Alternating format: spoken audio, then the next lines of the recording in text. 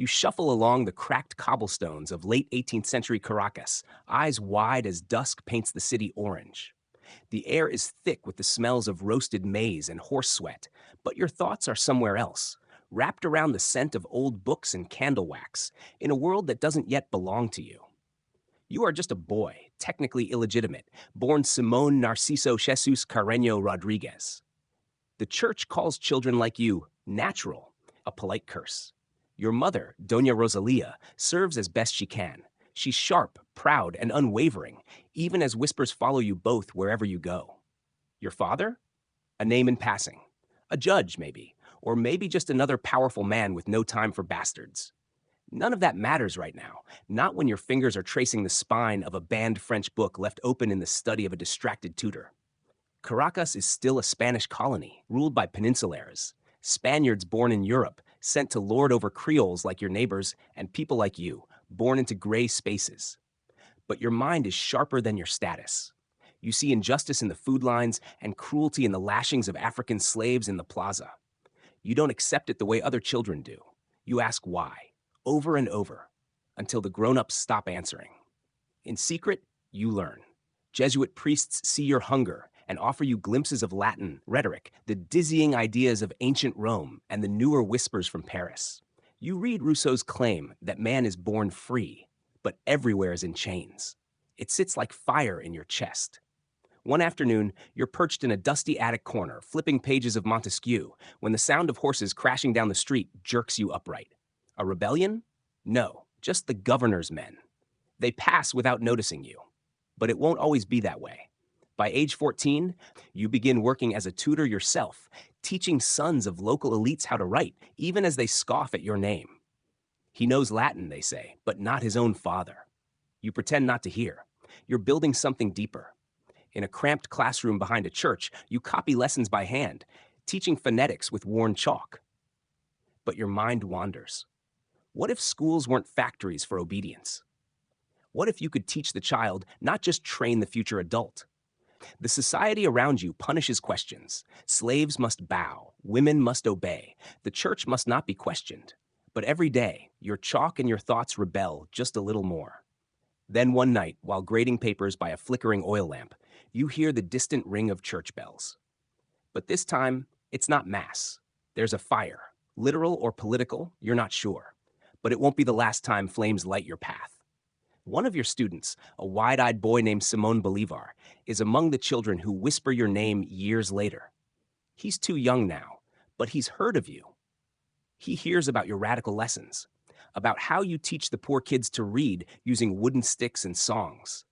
You're already a myth in the making, though no one knows it yet. And you, barefoot, brilliant, and burning, are already drifting away from the city that bore you. Because what you want can't be found in Caracas. It has to be built somewhere else. You're no longer a boy. You've outgrown Caracas, or at least the cramped place it tried to keep you in. The city, with its powdered wigs and rotting fruit in the gutters, still treats you like a mistake. And maybe you are, at least on paper, illegitimate, unlanded, unpaid. But your mind is sharper than any noble's sword. You walk through the capital now with a book tucked under your arm, one of the forbidden ones. Diderot, Voltaire. They don't call it treason yet, but they will. You know how dangerous it is to question why God made kings and why kings need slaves. But you're no longer content just to read. You start writing. Essays, letters, satirical poems passed hand to hand. No signature, just your mind, roaming free. The elites see you as a curiosity. A bastard turned tutor, they whisper at cafes. They smile while hiding their fear, because you're not teaching arithmetic or penmanship. You're talking about the rights of man. You're showing children how to think, and worse, how to doubt.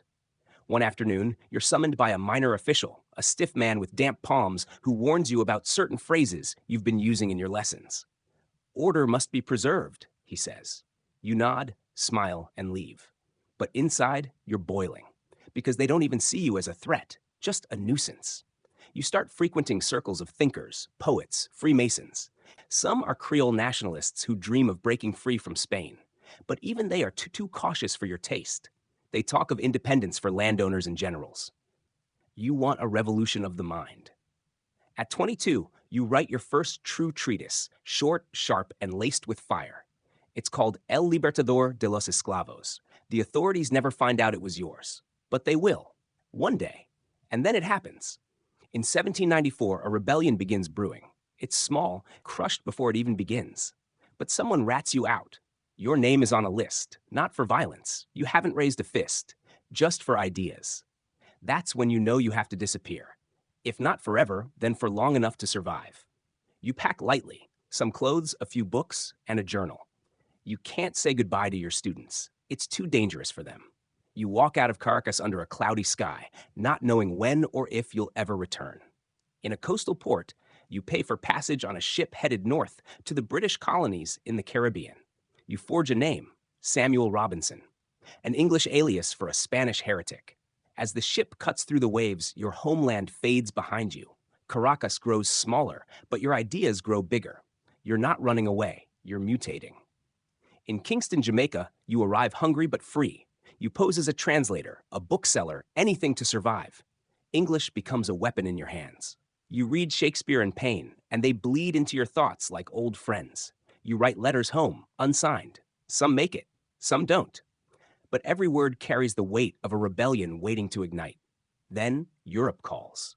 You land in Cadiz first, then Lisbon. But it's Paris that you crave, the city of light, of guillotines, of philosophers and soldiers.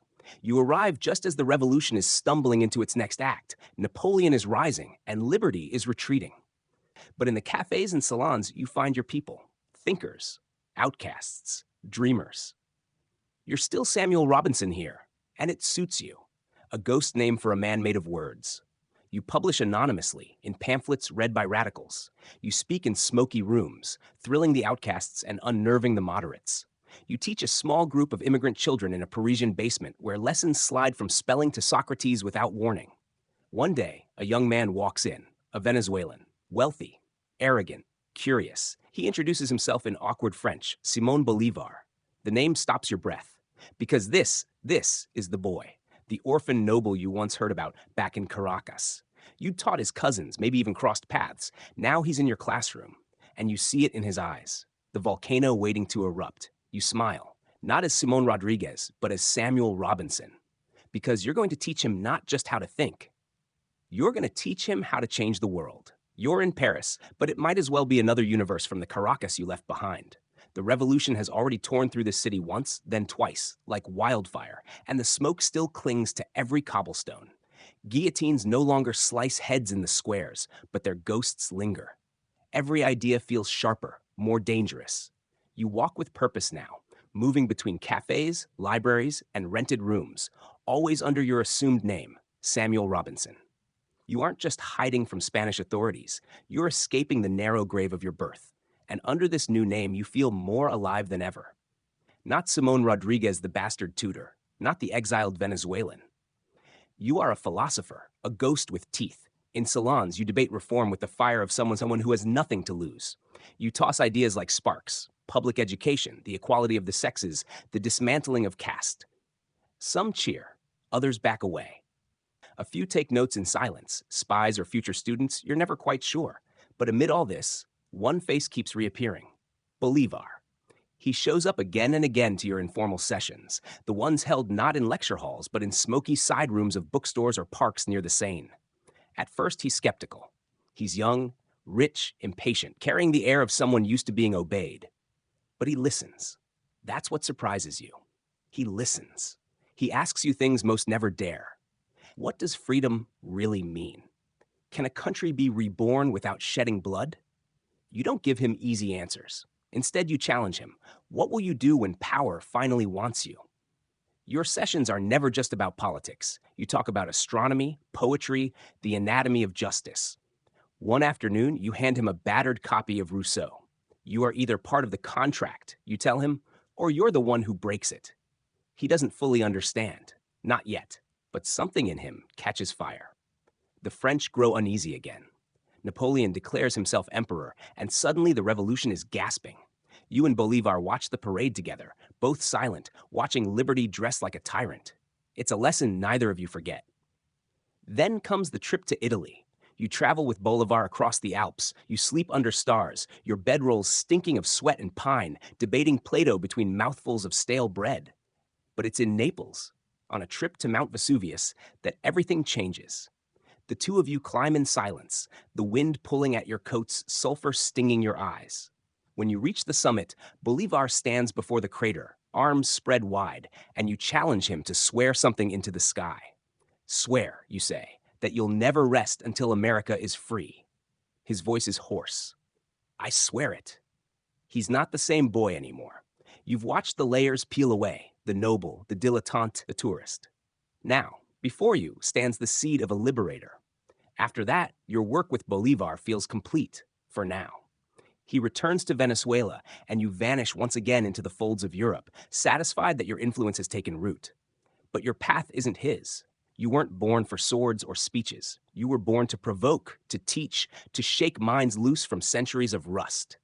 The disguise of Samuel Robinson becomes less a mask and more an identity. You write under it, argue under it, build a life of paper and fire beneath it. Every schoolroom you enter, every essay you pen, becomes another crack in the colonial dam. But make no mistake, you're still hunted. Spanish agents know the name Simón Rodríguez. They know what he stands for. In Spain and the Americas, you're whispered about in governors' offices and pulpits, so you keep moving. Germany, Switzerland, back to France. Then finally a boat ticket south. You're going home. Not to Caracas, but to the storm you helped stir, because Bolivar has lit the match, and soon the whole continent will be on fire. You return to the Americas not with fanfare, but like a ghost slipping through a crack in the wall. It's 1807. The world is trembling. Napoleon's armies have invaded Spain, and the colonies, long neglected, begin to stir. In Caracas, whispers of independence spread like smoke through taverns and schools. You don't go home yet, not directly. Instead, you go to the peripheries, to observe, to feel. And then Paris again, a final loop. Because one last meeting awaits. You walk into a dim salon where exiles, philosophers, and anarchists argue over weak wine. And there he is, Bolivar. Older now, harder around the eyes, but the flame still dances behind them. When he sees you, something in his face shifts. Respect, gratitude, perhaps fear, because you knew him before he was anything, before the myth took hold. He tells you of his plans, liberation, not just for Venezuela, but Colombia, Ecuador, Peru. He speaks quickly, as if afraid his ideas will evaporate unless spoken fast.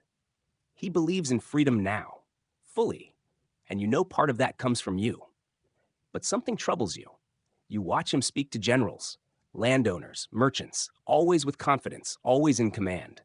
He is becoming a symbol, and you know what symbols do. They devour the truths that made them.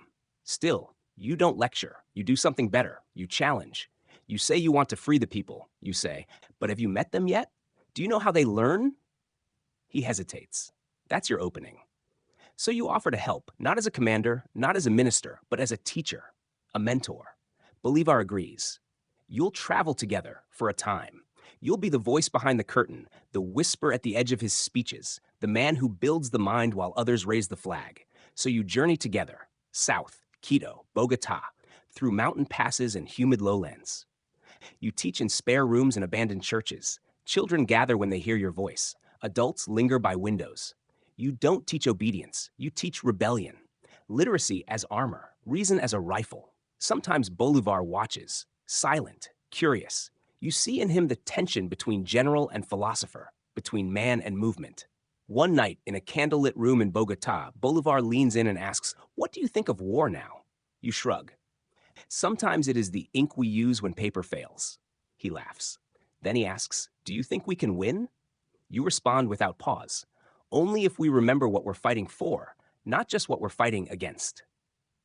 It's not just Bolivar you teach. You instruct his officers, those who can read. You talk of Roman republics and French constitutions between battles. Some think you're mad. Others start bringing you their sons. But the roads are dangerous. Every mile brings change. Bolivar becomes more distant, not colder, just buried beneath the weight of leadership.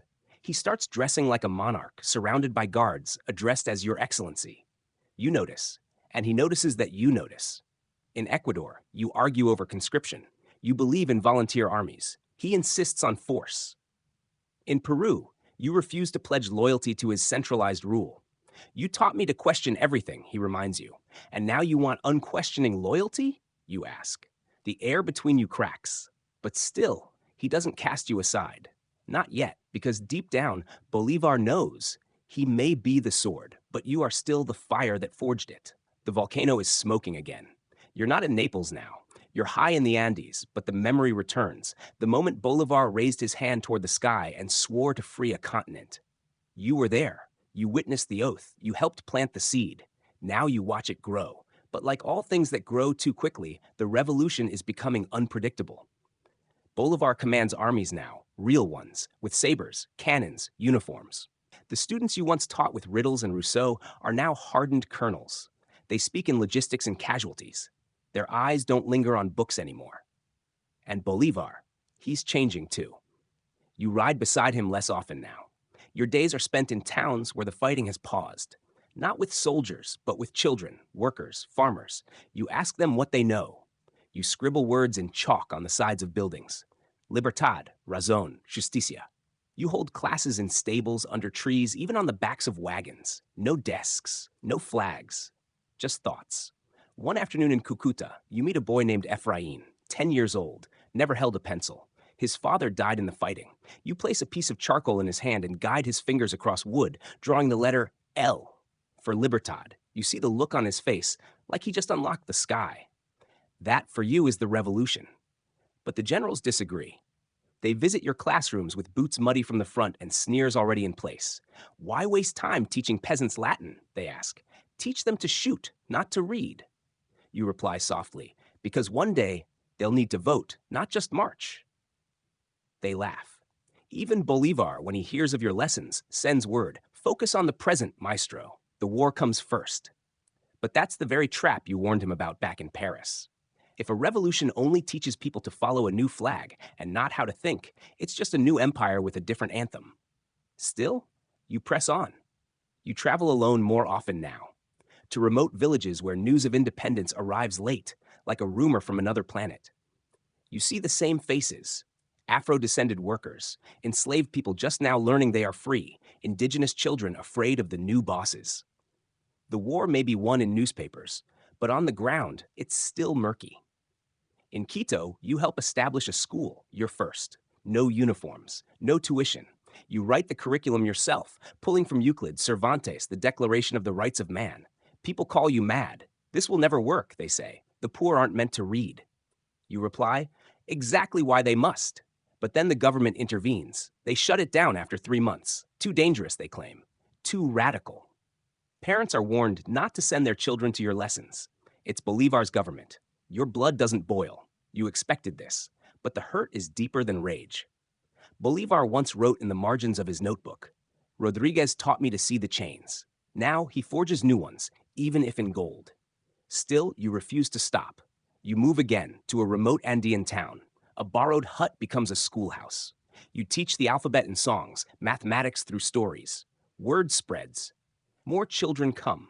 You teach them about volcanoes and republics, about how a question can be more powerful than a command. Then one day, Bolivar himself arrives, unexpected, cloaked in night, surrounded by guards. He watches a lesson from outside. You don't stop.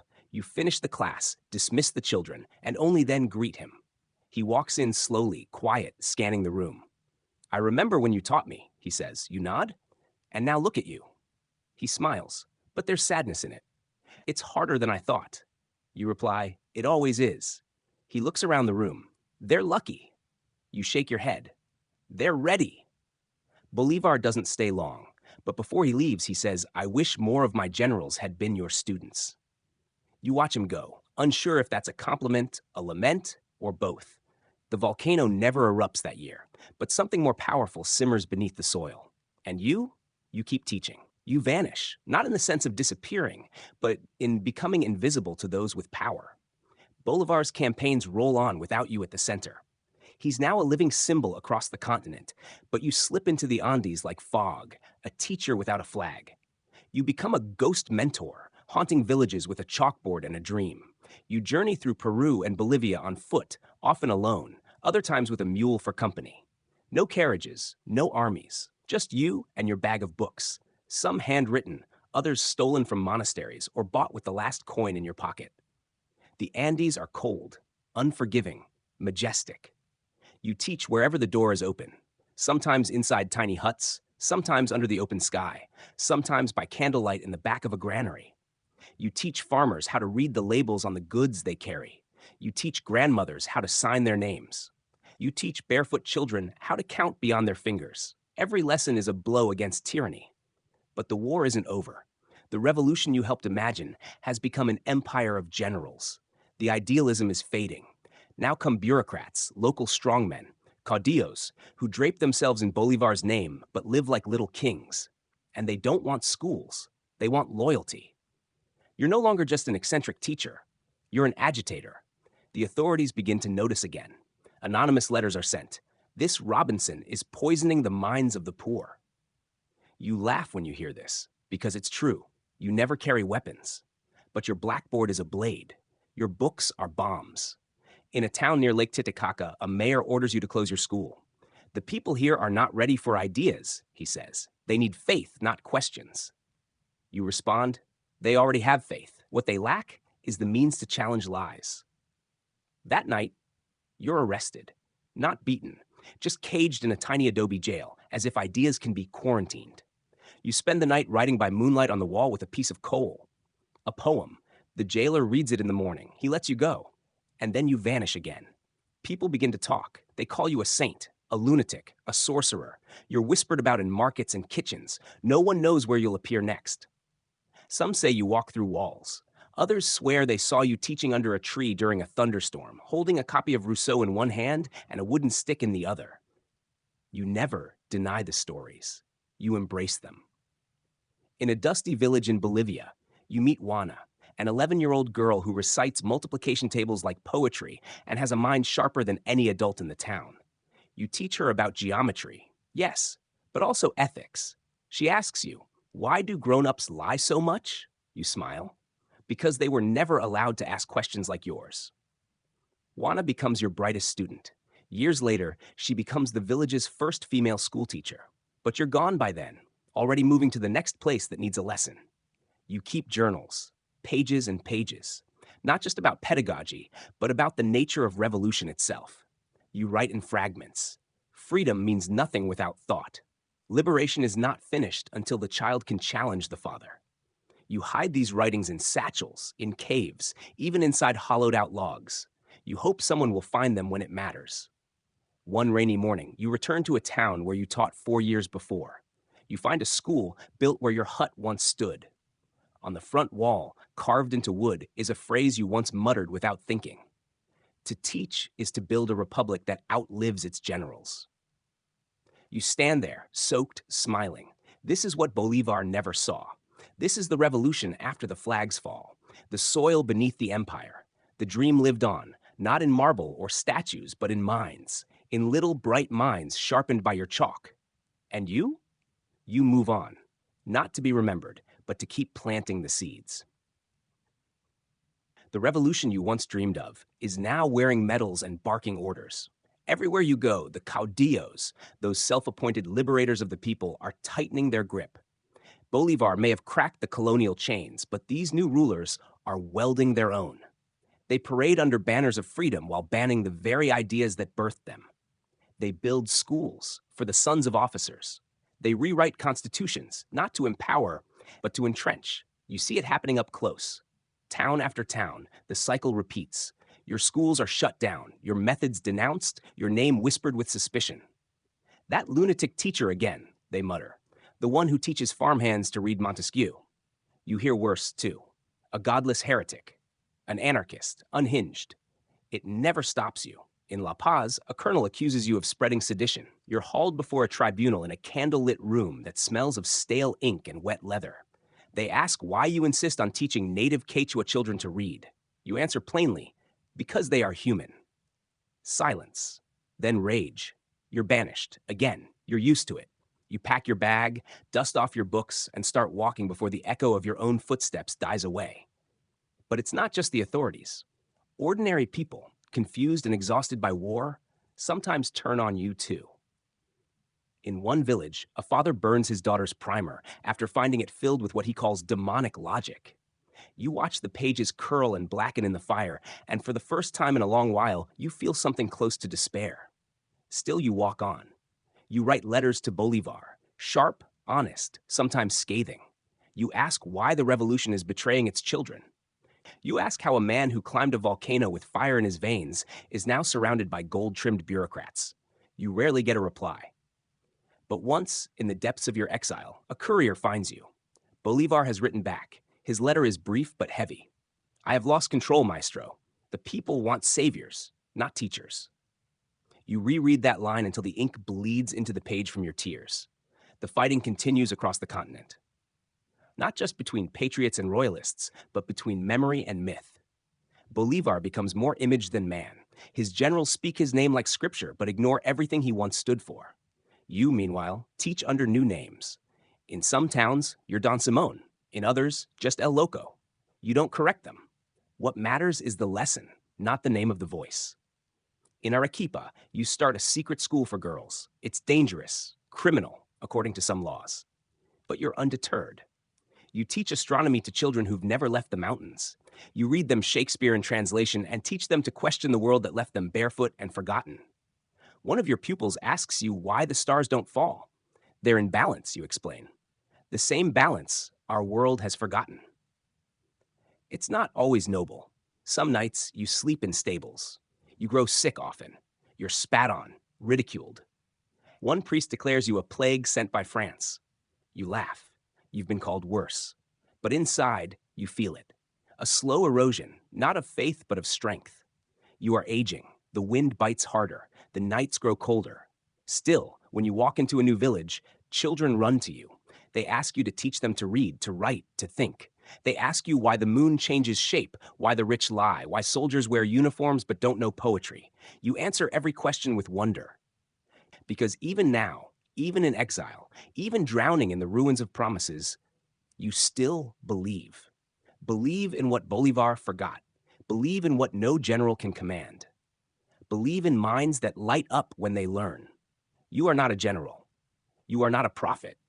You are not a hero. You are something more dangerous than all of them. You are a teacher with unfinished business. You hear rumors before the letter arrives. Bolivar is marching again, but not like before. Not triumphant, not adored. His armies are thinning, his allies fracturing. The Liberator is becoming something else, something brittle. You recognize it instantly, the fall of the ideal beneath the weight of leadership. Then, one foggy morning in a dusty mountain town, a messenger finds you. He's half-starved, riding a mule that limps like a man who's seen too much. The letter he delivers is sealed in wax. The handwriting makes your chest tighten. It's from Bolivar. You read it slowly, careful not to smudge the words. It's not poetic, not like before. It's tired, grim. But inside, between the lines, there's something unmistakable. A call. He wants to see you. You pack your bag, again, not because you expect to save him or because you believe he can still save the revolution. You go because the teacher's work is never done. Because even old students deserve one more lesson. When you reach him, it's not on a battlefield. It's in a quiet estate near Santa Marta, the tropics heavy with heat and mosquitoes. Bolivar is gaunt, his face pale, and his once imposing frame shrunk by illness and disappointment. He's draped in military formality, but it hangs off him like a costume. He smiles when he sees you. Maestro, he says. You sit by his side, and for a while you don't speak. You just listen. He talks about betrayal, by his generals, by the people, by the world. He talks about dreams that turned to commands and revolutions that collapsed into routines. You tell him the truth. You didn't lose because of your enemies. You lost because you stopped listening to the people who couldn't write letters. He winces, but he doesn't disagree. The next day, you offer him something unexpected. Not comfort, not forgiveness. You offer him a school.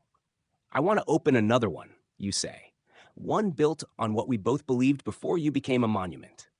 He looks at you like you're mad. Then he nods. You don't get funding, of course not. But you do get permission. Silent, unofficial, temporary. Bolivar uses what little influence he has left to keep the bureaucrats at bay, for now. And so, in a sun-baked courtyard just outside Bogota, with goats wandering near the windows and 3 chairs too broken to sit on, you open a school. You don't hang portraits. No flags. Just a battered chalkboard and a group of boys and girls who can't believe someone wants to teach them. You teach everything: geography, logic, music. You teach them that truth has a shape, that power must be questioned, that Bolivar was a man, not a myth. And one afternoon, Bolivar comes. He sits in the back, unnoticed by the children. You're diagramming a sentence on the board, your hand flying, your voice alive with energy. He watches you the whole time. He doesn't speak. After class, he waits until the room is empty. Then he says, This is what I wanted. You reply, "It was always yours to give." That's the last time you see him. Weeks later, another letter arrives. He's dead. No trumpet, no final triumph. He died in exile, bitter and broken. A man who tried to shape a continent and was shaped in turn by its contradictions. You hold the letter for a long time, not because of grief, but because you already know what comes next. The vultures, the idol-making, the rewriting of memory. Within weeks, generals declare themselves Bolivar's heirs. They rename cities, build statues, rewrite constitutions in his name, ones he would have hated. They use his face to crush rebellion and his legacy to justify censorship. But you keep teaching, and you keep writing. You write one last open letter, not to Bolivar, but to the world. You write, "Let no statue be built of him unless it is placed in a school. Let no revolution bear his name unless it bears knowledge in its hands." You sign it, Simón Rodríguez, your true name, for the first time in decades, because Bolivar is gone, and now it's your turn to return from the shadows. You're no longer hiding. The world knows your name again, and this time you refuse to wear a mask. No more aliases, no more disguises. Samuel Robinson has served his purpose. The ghost can rest. The teacher must rise. You head south. Bolivia is young, still trembling from its birth pains. It was Bolivar's final creation, an idea shaped into a state. He named it after himself, a monument of ambition. But a country is not a statue, and you know it. A nation must be taught, not ruled. They invite you to come, not because they love you, but because they don't understand you. The new leaders think you're Bolivar's old friend, someone they can parade around like a relic. They don't realize they've just welcomed a thunderstorm in human form. In Sucre, you're offered an official title, Director of Public Instruction. Grand words, grander expectations. They want you to design schools, create curriculum, make speeches.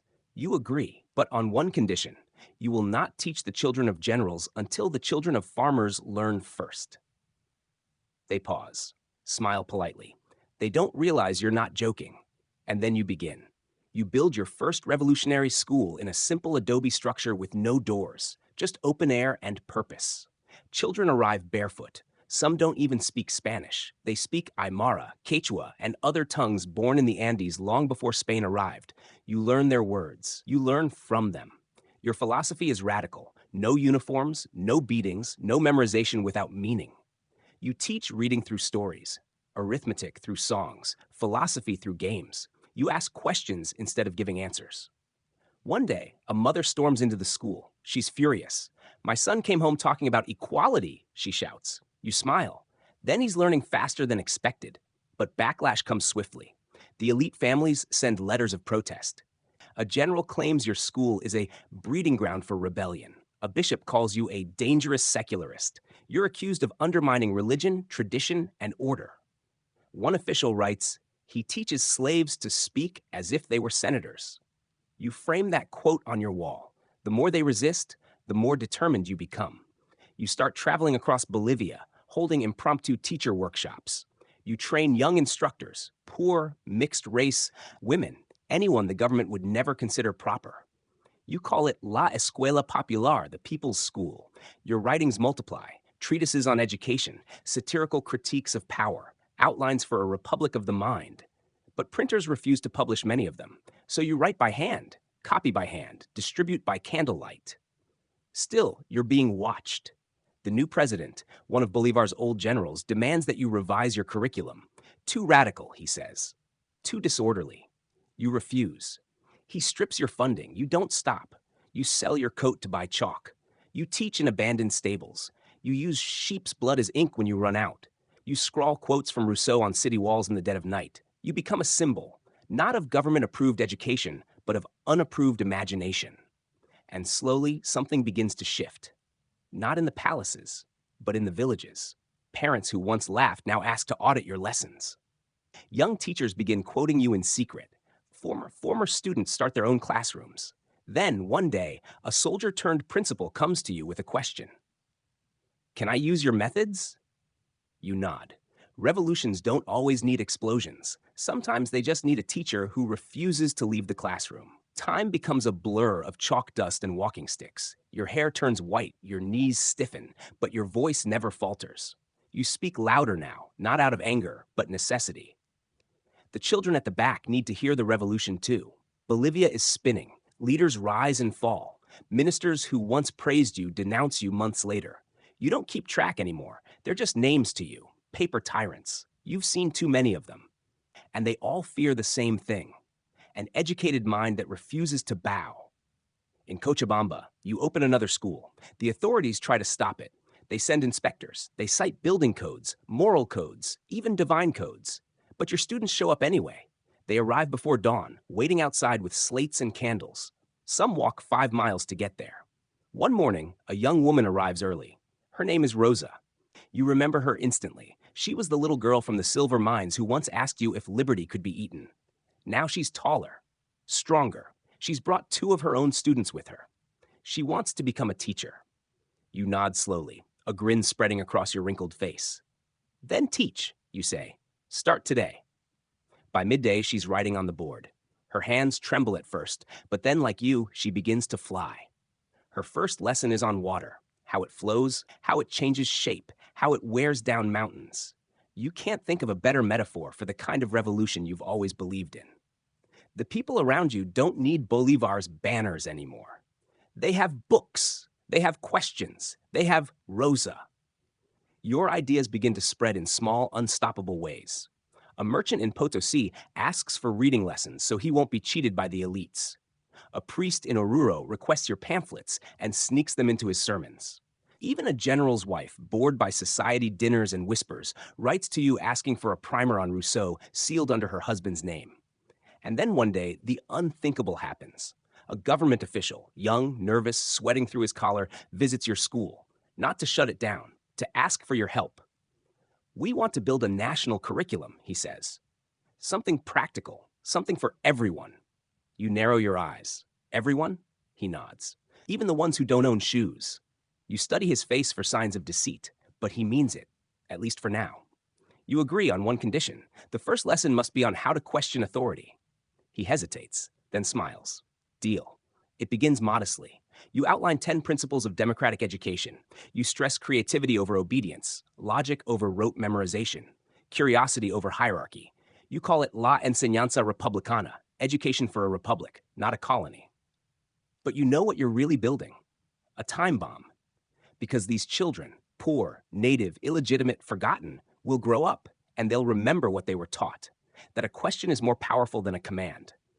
That a voice, once found, never forgets how to speak. You attend your last official function in a borrowed suit, held together by mismatched buttons. You stand before a crowd of skeptics, bureaucrats, soldiers, and students. You speak for 20 minutes. Not in Latin, not in philosophy, but in clarity. You tell them, a republic is not built with marble. It is built with minds that refuse to be owned. Some clap, others glare. But the children cheer. You step off the stage knowing your work is far from over. You've lit the fuse. Now the fire must find its way. You start writing more than ever. Not just lesson plans or letters. Now you're building books, manuals for revolution through education. But they aren't meant for university libraries. They're for mule carts and village firesides, for young women teaching under trees, for students in ponchos and bare feet. You title one of your most radical works Society and Its Lessons. And true to your style, you fill it not with commandments, but questions. What makes a man powerful? Why do governments fear books? Who decides who is ignorant? You write in bursts, sitting by a river with your feet in the water, at the back of a cantina with goats wandering through, by candlelight while children sleep nearby. When ink runs dry, you use ash. When paper runs out, you scrawl on scrap wood. Nothing stops you. The towns where you taught start copying your words by hand. You hear rumors of your books traveling farther than you ever did. into the Amazon, over mountains, across deserts, even into schools run by priests who once denounced you. Your fame returns, but this time you control the narrative. No medals, no parades, just truth spreading like wind-blown seeds. One dusty afternoon, a young mestizo man named Mariano finds you. He carries one of your essays folded into a cloth pouch, creased, stained, red to the edge of ruin. He says, "This saved my life." You ask how. He says, "I was going to join the army, but then I read your words, and I realized I didn't need a gun to matter. I needed a voice." You take him on as a student. He becomes your messenger, your printer, your librarian. Wherever you go next, he follows, and soon he becomes a teacher in his own right. That's how you multiply. Not through conquest, through replication. In Tarisha, you organized the first free teachers training circle in the region. No pay, no titles. Just 10 people, 5 women, 3 Quechua speakers, 1 escaped slave, and a street peddler, sitting on the floor, learning how to teach what they never got to learn themselves. You tell them, a teacher is not a book with legs. A teacher is a mirror, a ladder, a key. They memorize that. You begin to speak in proverbs, riddles, and provocations. You're not just instructing minds now, you're forming legends. And the government, it still watches. Still squints from afar, unsure what to do with you. They can't jail you, not anymore. You've become too widely loved. But they fear the fire in your words. They try to co-opt you. A minister offers you a pension. A university proposes an honorary doctorate. A provincial governor wants to build a monument in your name. You decline them all. "I'm not finished yet," you say. And then you disappear again. This time not in fear, but in purpose. Because every town that has heard your voice no longer needs your presence. And every town that hasn't, that's your next stop. You make your way to the lowlands now, the borderlands of Bolivia and Peru, moving through heat and mud, carrying nothing but a rucksack and your journals. In each village, you leave behind a whisper, an idea, a question, and sometimes a full-fledged school. Your writings begin to shift, too. They grow sharper, more universal. No longer just for Bolivar's broken republics. Now they aim for something deeper. You begin sketching a vision of education for the Americas. A network of schools, run not by priests or soldiers, but by the people. Your dream is dangerous because it suggests that revolution isn't just something you fight for. It's something you live every day in every classroom. And even now, even older, slower, even as your hands tremble from age, you write faster than ever because you know time is running out. But your mission? It's just beginning. Your footsteps grow slower, your bones ache longer, and yet the fire inside you refuses to dim. You're in your 70s now, an age most men have long retired to quiet porches and silence.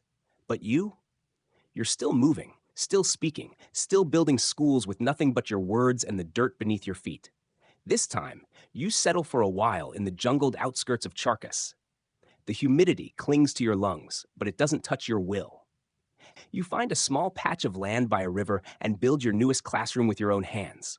Mud walls, a thatched roof, benches made from logs. Word spreads quickly. Children show up, some carried by their siblings, some half-starved. A few adults lurk nearby, pretending they're just curious. But they sit through the whole lesson, eyes wide like they've never heard anyone speak to them, not down at them. One night, you gather the town around a fire and begin telling stories. Not just history, but memory. You tell them about the French salons, the ghostly streets of Paris after Napoleon's rise, Bolivar's oath on the volcano, the jail cell in Peru where you taught the guard to read. A girl raises her hand. "Is Bolivar still alive?" You pause. Then say yes. Confusion. In your minds, you clarify. When you remember the fight, not the man, but the idea, he lives. It's the closest thing you've ever said to myth-making. But it's not about worship. It's about passing on the match. More people arrive the next day. Your little hut swells with bodies. You've started another wildfire, and you know it. But the heat of the jungle, the endless travel, and the years catch up with you. One morning, you wake coughing blood. Your strength wanes. You begin walking with a cane now, your balance a memory. Mariano, your faithful pupil turned partner, urges you to rest. "I can't," you croak. Not while so many still think ignorance is normal. You try to write, but your hands betray you.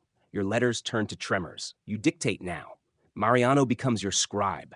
Your final essays are fierce, furious, and still full of light. In one, you write, "Teach the barefoot child before the soldier. Educate the market woman before the magistrate. If they cannot read the law is a cage, not a covenant." You send it to La Paz, but it's never printed. Still, it circulates. Copies appear across the highlands, on walls, folded into notebooks, even passed like secret prayer cards. But your time is narrowing. In your last classroom, you gather your students and ask them each to name one thing they know now that they didn't before. I know how to read a book. I know the earth is not flat. I know women can think just like men. I know I am not a slave. You close your eyes. For a long while, you say nothing. Then you smile. You are tired, but you are also fulfilled. In your final weeks, you ask Mariano to visit every town you taught in. "Tell them I'm not dying," you say. "Tell them I'm just going ahead, preparing the next school." He cries, but he agrees. You pass away quietly under the shade of your jungle school's roof, surrounded by books and barefoot children drawing letters in the dirt. No trumpets, no monuments, no generals in mourning, just silence. And then, a movement, because in your death, as in your life, you taught the most dangerous idea of all, that the mind of the poor is just as powerful as the sword of the rich. And once that idea spreads, no empire, no matter how golden, can ever rest easy again. Your body may have returned to the earth, but your voice, it echoes. It echoes through valley schools and mountaintop huts. It slips between pages that pass from hand to hand, dog-eared and rain-stained. You're not remembered as a hero. No, you're remembered as something more useful, a guide. The schools you founded don't carry your name. That's how you wanted it. But the teachers who carry your method speak your language. They begin lessons with questions. They challenge hierarchy. They don't ask permission. And across Bolivia, and even into Peru and Ecuador, a quiet wave builds. Robinsonismo, they start calling it, after your old alias. It becomes shorthand for education that liberates rather than domesticates, teaching that empowers instead of indoctrinates. Of course, the elites try to suppress it. The state curriculum doubles down on memorization and obedience. A minister labels your legacy disorderly and inflammatory. Some schools are shut down, some teachers are arrested, but Robinsonismo can't be jailed because it's not a school, it's a seed, and it has scattered. In the silver mines of Potosi, children recite arithmetic in Quechua and Spanish side by side. In a fishing village near Lake Titicaca, a young woman opens a school using your final manuscript as her blueprint, one copied by hand, generation to generation. In the capital cities, a few politicians begin to speak of educational reform. Not many, but enough. They reference a dead teacher who believed in liberty without uniform. Most get your name wrong. That's fine. You didn't write for statues. You wrote for the barefoot child who dares to ask why the world is unfair. Your former students, some now old themselves, begin to form networks. Not official, not funded. Just letters exchanged between mountain towns and jungle outposts. "What did he teach you?" one letter reads. "He taught me that freedom isn't gifted, it's practiced."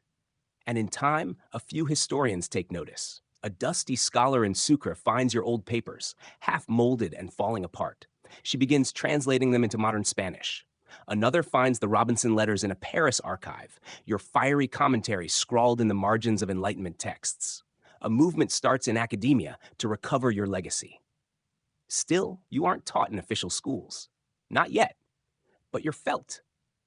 In a graffiti scrawl on a cracked school wall, "Preguntar es la forma más alta de respeto." To ask is the highest form of respect. In a mural showing Bolivar not alone, but with a teacher behind him, chalk in hand. In an old man named Mariano, now gray and bent like a walking question mark, who still travels to forgotten villages with a stack of notebooks and a memory full of fire. He tells your story, not as a myth, but as a manual. He says, "This is what Simón Rodríguez taught us, that a republic without schools is just tyranny with nicer clothes." One day, a child asks Mariano, "What did your teacher look like?" He closes his eyes, like you when you think. You are gone, yes, but the real revolution? It's still in session, and the bell has not rung. You've become a paradox, dead, but dangerously alive in the minds that matter. Your name appears in footnotes, scribbled in journals, passed from teacher to teacher like a hidden password. In the streets, you're a ghost. In the classrooms, you're a fire. Even those who try to bury your ideas often use your words without realizing it. They quote you to sound progressive, even as they ignore what you actually meant. But some remember correctly. A young revolutionary in La Paz, barely 20, reads your writing under candlelight. He's not from a university. He's a shoemaker. He begins writing his own pamphlets. The people must teach the people. He credits you on the first page. He gets arrested within a week. Your legacy is illegal again. It always was. But now something else is happening. Teachers across Latin America, some in Venezuela, others in Colombia and Argentina, begin writing letters to one another about popular education. They don't all know your full story, but they feel the echo of your words in their classrooms. You're not just a Bolivian ghost anymore. You're becoming a continental memory. And then something strange happens. A university in Santiago invites a group of rural teachers to a conference on radical pedagogy. They don't bring PowerPoints. They bring journals, blackboards, and student drawings. When asked who influenced them, they all name you. No one saw it coming, especially not the professors who had never heard your name. One teacher stands up and reads from your writings, your reflections on teaching barefoot children how to reason like senators. The audience is silent. Some are weeping. One calls it the first time a lecture felt like a revolution. You are no longer just a memory of Bolivar's mentor. You are now the blueprint for the teacher as rebel. Back in Bolivia, a small museum is built near one of your old jungle schools. It's little more than a single room and a cracked plaque, but the children there know what it means. They call it La Escuela del Maestro Fuego, the school of the fire teacher. Your portrait hangs on the wall, not in military dress, but wearing a dusty coat, holding a piece of chalk like a sword. And then comes the true miracle. A school built entirely in your image. No grades, no exams, no punishments. Just freedom, responsibility, curiosity, and dangerous ideas. The students there debate Rousseau by age 10. They study their own country's injustices. They write essays titled Why My President is Wrong and present them publicly. The government threatens to shut it down. The community threatens to riot. The school remains open. Every wall is painted with words like, to teach is to fight. A free mind writes its own future.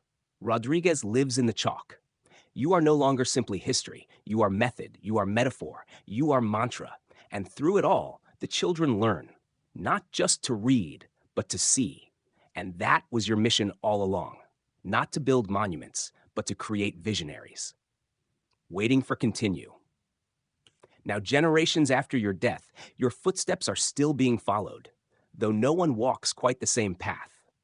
A teacher in the slums of Caracas begins every day by asking her class the same question. What do you see that others don't? She learned it from her father, who learned it from a teacher who once crossed the Andes with a book in his pocket. Your influence, passed down like a revolutionary seed, still sprouts in the cracks of broken systems. In Argentina, a movement of educators invokes your principles without ever holding a printed book. They chant your sayings in protests against standardized testing. One banner reads, "Schools should not domesticate minds, they should unleash them."